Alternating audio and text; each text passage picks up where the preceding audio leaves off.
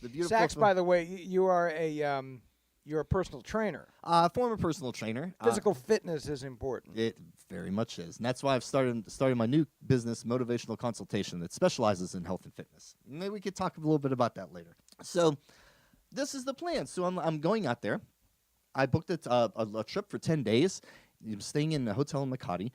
I was supposed to leave on a Thursday, and then Ida had told me, she's like, "Listen, we're supposed to meet with the radio station on Friday." You know, and I'm like, wow, I'm supposed to leave on Thursday. I don't know. Maybe I should. And I'm thinking, should I just take the chance and stay? You know, I'm like, forget it. Let me just take the chance. Forget my plane ticket. I'm gonna go to meet the radio station, the TV station, and see what this is all about. So I missed my plane. I skipped my plane. This is 10 days into Manila, and I meet with the TV station. And they kind of threw us a curveball there, and it was like they explained the whole format of the TV show. Everything sounded great, and they're like, "Do you like it, Sir Sax?" And I'm like, "Yes, it sounds awesome." They're like, "Awesome, it'll be $5,000 per show." And I'm like, "That's what you're going to pay me?" Like, no, that's what. Yeah, I know. I think I explained to you too. Unfortunately, that is not that uncommon. Blew my mind. Yeah. The first time, and I was like, "You got to be kidding me!" You know. Well, I'd already missed my plane, and I was like, well, let me just see what's going on here a little bit deeper, you know. So, you know, I met the rest of the by the rest of the staff of Fight Hunger with Hunger. I mean, Lance Little's father. Lance is the CEO. His father is Joe Little, and he's the vice president of the company Fight Hunger with Hunger. And then there's Keith Taylor, who's the chief financial officer of the company. That's pretty much the company right there, you know. And so, what they had already had in place was. For 2 consecutive years, they had fed children ages 5 and 6 in a school system called Talon Trace in Las Piñas for 2 years. And these are children that were diagnosed with malnutrition. And the first year was like, I think it was like 16 kids. The next year it was like in the number was in the 60s. So that was the thing that they were doing. And they made it known to me that the formative years for a child's brain to develop properly are ages 2 to 6. If a child doesn't receive proper nutrition between the ages of 2 and 6, they can suffer from a plethora of horrific consequences. Death is the worst case scenario, but their learning disabilities and just many other complications can ensue if that child is not fed properly. So that's the target age that the charity focused on. Now, I had shown up in the beginning of the summer, so there was no school in place at that time. So they were kind of just just kind of waiting around for the school year to start. So in the meantime, I started volunteering my services with other nonprofits and getting a real real glimpse of the horrific conditions that these children live in. One of the and you're a dad, by the way, right? I am a dad. Yes, I've so raised. On a certain level, on a very basic level, you can empathize. It really resonates with me, you know. And one of the organizations I volunteered with was Metro. They're actually located in Bushwick, New York, and they're massive. They're whenever Haiti got wiped out by a hurricane, they helicopter and plane in massive trucks and with feeding trucks with big kitchens on the back of them. They have well-oiled, organized teams of people to cut up the food and prepare the food and go out there. And so to keep up their chops, what they do is they do these feedings in the Philippines and stuff like that to keep them on their toes in practice, you know. So for catastrophe. For catastrophes, yes. Yeah. So because it's check it out. I mean, these. So what I was thinking of is man, these feedings are a good idea. It's really nice to have a feeding, right, on a Sunday. What about Monday, Tuesday, Wednesday, Thursday, and Saturday. You know, so that was I started thinking about that, right? So anyway, so we had with Metro, I'd gone to places like Tondo in the Philippines, and later looked it up and realized that these are the top 5 worst living conditions in the world for children. And you just by chance happened to volunteer through a Tinder correspondence, you ended up there. Yes, basically, you know. So and that was my first. Tondo was my first eye-opening experience to. It is bad. It's just how bad it can be out there. We were in. I broke down 4 times during that. So we had arranged to meet in this abandoned schoolyard, and that's when the trucks came in at 6 a.m. We met there, and then all this food came in, and they prepared the food, and there was a fleet of 4x4 trucks Ford trucks that came through, and we packed up the trucks, and then we were assigned to each truck to go dispatched into certain areas. We got dispatched into 4 areas. Tondo was one of them, and whenever I got to Tondo, I broke down 4 times. I was cried 4 times, 4 individual times from like what I'd seen there.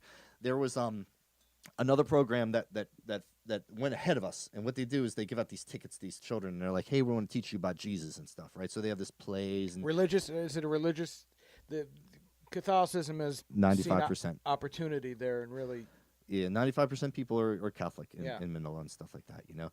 So they have these plays and these demonstrations to help teach kids morals and you know things like this and stuff like that. And at the end, we are there to come and we feed them, you know. So anybody who participated in checking out these, But you're not a religious organization. not at all, Yeah. not at all, and I'm not religious. I'm spiritual.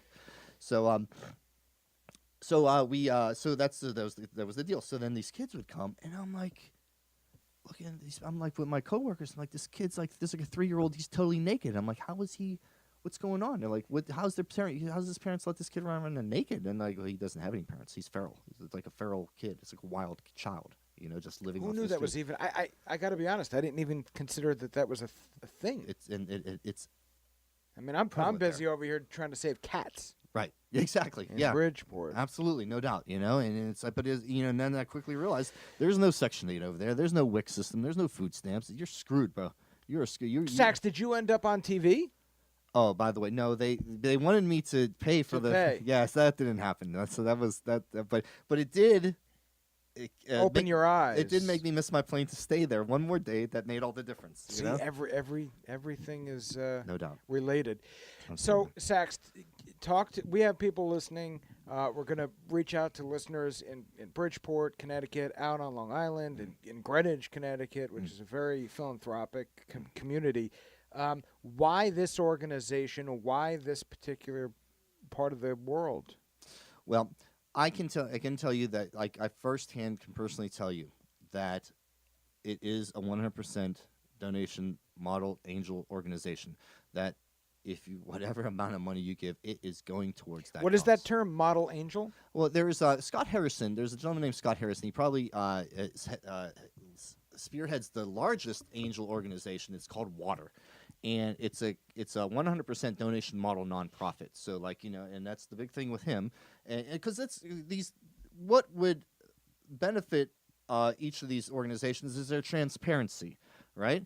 And while I was over there, we had to make a annual report to the Philippine government, and in the statement we had to, you know, say, hey, how much money was used for this? 100%. That's how much was used for it, and we posted that on the website. So, you know, it's proof that, you know, like if you were to say that and it not be true, your organization is immediately going to get shut down. Immediately going to get shut down, if not fined. And then you're stigmatized no matter, you know, what everywhere you, do you next. go. You're the bad guy. Absolutely, exactly. Deservedly. Absolutely, for 100% sure. You know, so I just know personally that these guys at Fight Hunger with Hunger, they put their money towards these children. I know that for a fact. They're very adamant about that, and Joe is so on point with that. Every peso goes to Fight Hunger with HungerCorp.org. And what was the FH? FHWH. That'll get you there too. That'll get you there as well. There's a donate page there. It's the easiest way for them to receive their donations. If anybody finds it in their heart to like to put some money towards that, all donations are 100% tax deductible. So you will get that returned on your taxes as well. So I fell in love with this organization because of that, right? So now so it's in the summertime. I'm getting my chops up with these other organizations, and I had also done my own feedings. There's a woman out there named Betsy, and Betsy's a minister, and she's just like, she's an angel on earth. And what she does is she helps. Maybe she helps more areas, but the area that I am familiar with that I worked with her extensively was an area called Bacoor Cavite. And every Sunday, I'd put up some money, and we would feed the children in that community. And I probably did that for about 2 months, you know, just to like really get an idea and like really kind of like, you know, see how the mechanics of these areas work and stuff like that. And how it works is like, you know, you have these slum areas, and if you were interested in the mechanics of it, in these massive slum areas, there's one woman who's considered a mother leader. And the mother leader is the point person. So, like, if it's a matriarchal society. Yes, well, for somewhat, and for all intents and purposes, yes, you know. So if you wanted to say, you just happen to be over in the Philippines and you wanted to, like, you know, take $40 and feed a couple hundred kids, you would want to contact the mother leader in this community, and the mother leader would be able to organize. And there's some common hall space, and it's just a blown out area, and hopefully they have their own cooking utensils. I was able to supply them with their own for future use, so they could have. So anybody just had to come in with the food. They prepare it, bring the kids over, and just and have just have a feeding. And it was a really beautiful thing. You fall in love with these kids. I fell in love with them, and and one of the cool things was it's like they speak Tagalog, I speak English, and they're not really big on English, but everybody knows what a high five is, right?